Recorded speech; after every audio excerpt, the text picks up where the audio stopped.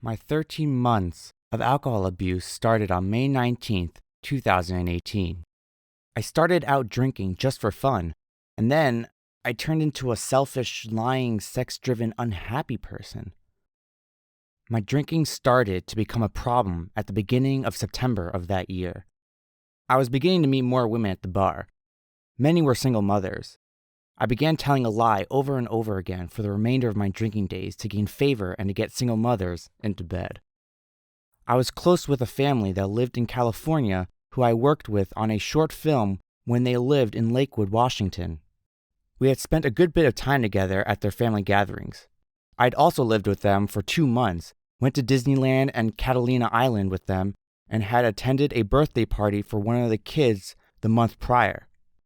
The kids in their family who I was closest to were Kenzie and Piper. I had numerous pictures with them. Both these kids really liked me, and it was obvious from the pictures I had with them. I told the single mothers I met at the bar that I had been married to Kenzie and Piper's mother. This lie always seemed to win over the single mothers I was pursuing and led to a number of my one-night stands. The first single mother I used this on was Brittany. We met at the bar on September 7th, 2018. We hit it off and talked all week through Facebook Messenger. I could tell she liked me. She was nice to talk to, but my main goal was just to get into her pants.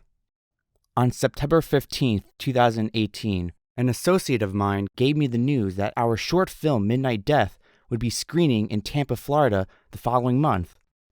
My friends Alan and Lorenzo went out to the bar with me to celebrate.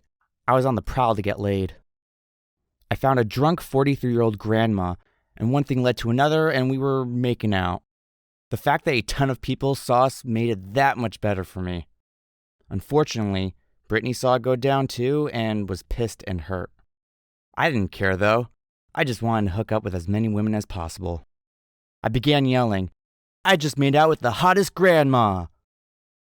Another grandma at the bar, who was in her 40s and had a son a year younger than me, came up to me and began making out with me. When we finished, she said, "Who's the hottest grandma now?" "You!" I excitedly yelled. I ended up going home with a 40-something-year-old woman named Rebecca. The next day, Rebecca and I woke up late. I tried to sneak her out before my grandma got home from church, but as we got down to the living room, my grandma, mom, little brother, and a family friend all walked into the house. It was a very awkward situation, to say the least. My grandma was so angry she had to leave. My mom tried to make the situation as normal as possible by introducing herself to the random woman I had just had a one-night stand with. After that, for the last 2 weeks of September, I went to the bar and hooked up with as many women as I could. I soon built a bad reputation for myself, and I was 86th from the bar for a month after I got into a heated almost fight with 2 sons of a woman I had humped and dumped. During the month of October 2018, I went to the more respectable bars in town where your chances of bringing home a girl were much slimmer. On October 9th, 2018, I flew to Tampa, Florida. After getting settled into my hotel, I took an Uber to a popular young adults bar and went to work trying to get laid. I totally struck out. After the bar closed, I ran into a group of 3 guys and a girl who said they were going to an after party. Being as drunk as I was, I disregarded the fact that one of the guys had been in a yelling fight with another guy for a good 5 to 10 minutes before I got in the Uber with them. We were so erratic. Our Uber driver kicked us out before we could get to their apartment. We got another Uber and got to their apartment. Inside the apartment is where things turned bad. The guy who had been in a yelling fight at the bar began accusing me of kissing his girlfriend, and all the guys began accusing me of losing the yellow American Spirit cigarettes which they'd given me to hold on to. I was sober enough to know I was in a bad situation. I tried to leave, but one of the guys blocked my path. One of the guys who was gay began threatening to rape me. I know now, even though at the time I wasn't a born-again believer that God was watching over me, he put this idea in my head. I must have dropped the cigarettes when we got out of the Uber.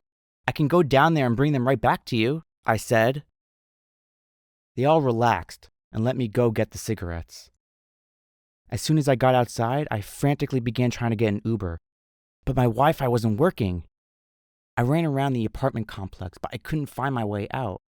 Once I got Wi-Fi, I was able to order an Uber, but the guy couldn't find me. It was after this, I heard the guy who had blocked my path from leaving the apartment and the gay guy coming.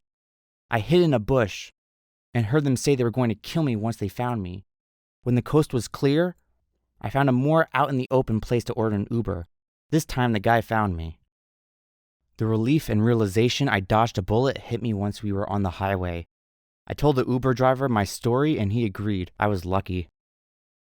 I don't know who those people were, but I pray they've never hurt anyone and have or will come to the Lord one day. When I was allowed back into the CD bar in Aberdeen, Washington at the beginning of November 2018, I went back to work looking for women to hook up with. That month, my grandma caught me twice bringing a woman home. The first time it happened, my grandma threatened to kick me out. The second time, she put her foot down and told me I was to be out by December 5th. I convinced my grandma to let me stay, though. Things changed in December 2018 when I met a young adult woman named Holly. I was working a shift at 7-Eleven when she came in. I didn't remember her, but she remembered me.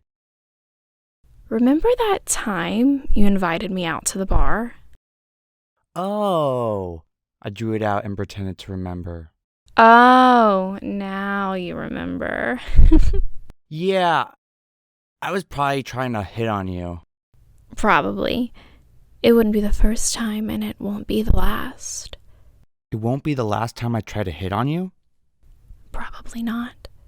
Well, what's your name? Maybe I can look you up on Facebook and we can talk.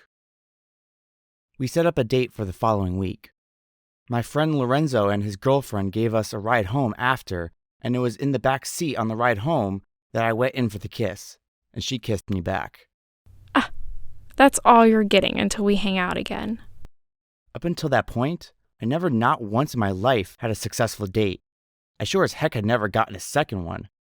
But at the end of our third date, she invited me over to her house to watch horror movies and to smoke dabs. For the remainder of that month, we hung out at her house watching Netflix and YouTube and getting higher than a kite. At the beginning of January 2019, I met two guys and went to my first AA class with them. I went to AA classes for the next month whenever I had the opportunity. As my drinking improved, my relationship with Holly began to go downhill. I became so desperate and jealous, I'd get after her for not texting me back in what I considered a timely manner. I was desperate, and I had low self-esteem. I was so worried about losing Holly that I actually drove her away. At the end of January 2019, Holly told me she didn't want to date me anymore. I was crushed. We parted ways for good on February 5th, 2019, and as a farewell, we smoked some dabs together, and despite having 3 of them in my system, the walk to the bus stop was like no pain I'd felt before. I was mad at God. He made me wait 26 years to date someone, and now it was over. I didn't want to live. I didn't have it in me to kill myself, but death seemed better than the misery I felt. Looking back, I realized I was being naive to believe that Holly was the woman I'd marry. The next couple of months was me getting hammered every Friday and Saturday night, plus 1 or 2 days during the week. One night, I ended up at our local Denny's, trashed the bar counter, vomited multiple times all over the main walkway, and then collapsed in the front doorway. I was conscious enough to remember people stepping over and around me until the cops showed up and took me home. To this day, I know it was God who led those cops to decide to take me home instead of arresting me and putting me in the drunk tank. God's always watching over us, even when we aren't living for Him. In mid-June, a girl I had used as a rebound after Holly decided now was the time to take revenge on me. For 2 weeks, her and 4 of her family members harassed me. It got so bad that I had to call the police on them multiple times so they'd leave my house and work. My boss had to ban them all from the 7-Eleven I worked at too. On the night of June 28, 2019, after dealing with the harassment for a week, I turned to my favorite problem solver, alcohol. That night, 3 of my coworkers, 2 mutual friends, and I went to the bar, We took a round of spider bites together to kick off the night. After the bar closed, I went to an after party where I won 5 games of beer pong with my teammate before losing. After the games, I got so obnoxious, I was kicked out of the party. The night didn't end there. I'm not sure where she came from, but as I walked out onto the street yelling insults at the guys who kicked me out of the party, I came upon a car with a really cool chick in it. I told her I wanted to ride around town. I wasn't ready to go home yet. We talked and listened to good music as she aimlessly drove around town. Eventually, she took me home. Little did I know, this was the last night I'd ever drink. I woke up the next morning to my friend Lorenzo calling me. He needed me to ride with him to South Bend, Washington, to pick up a car he needed brought back to his house. It was on the drive there that I came to the realization, as we talked and listened to good music, that I felt happy and at peace. I realized I didn't need alcohol to have a good time. I was sober now and having a good time. On July 21st, 2019, I woke up from a dream about my late grandfather. I had a strong feeling I wanted to make a testimony at my grandma's church about him at their upcoming Wednesday night service. It made no sense. I hated church and hadn't attended church in 8 years. That Wednesday, July 24th, I was pacing my room wondering why I felt the need to go to church. My grandma, mom, and little brother were preparing to leave. I had to make a decision and fast. I decided I'd go once. It wasn't like I'd have to go again. My grandma was surprised I wanted to go. I remember going into the men's meeting, and towards the end, one of the leaders took me and another guy near my age to where the young adults group was. That Saturday night, as I walked home from work, I gave my life to the Lord. I no longer wonder whether I'm going to heaven or not.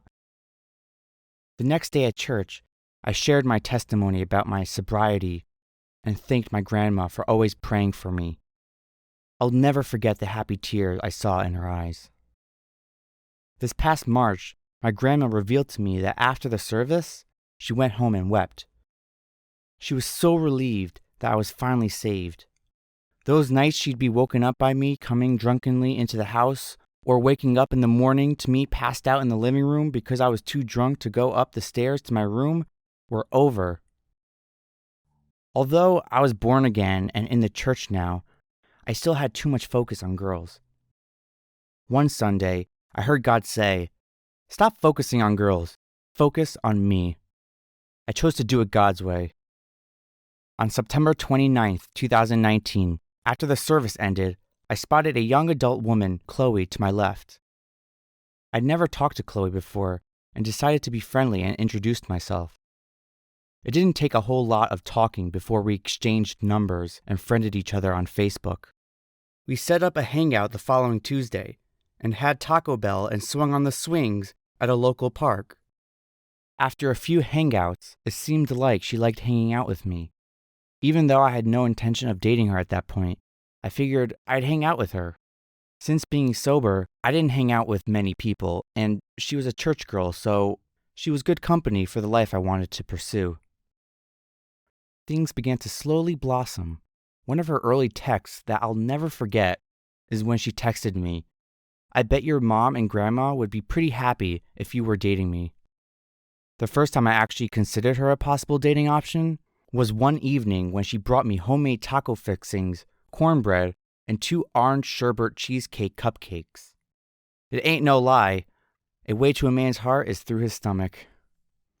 On December 10th of that year, we made it Facebook official after I asked her to be my girlfriend. Chloe and I are still together, and I couldn't be happier with anyone else. I couldn't be the best me and find true happiness any other way but through our Lord Jesus Christ. He is the reason I am still sober. I'm living my best life right now because of him, and you can too if you choose God's way.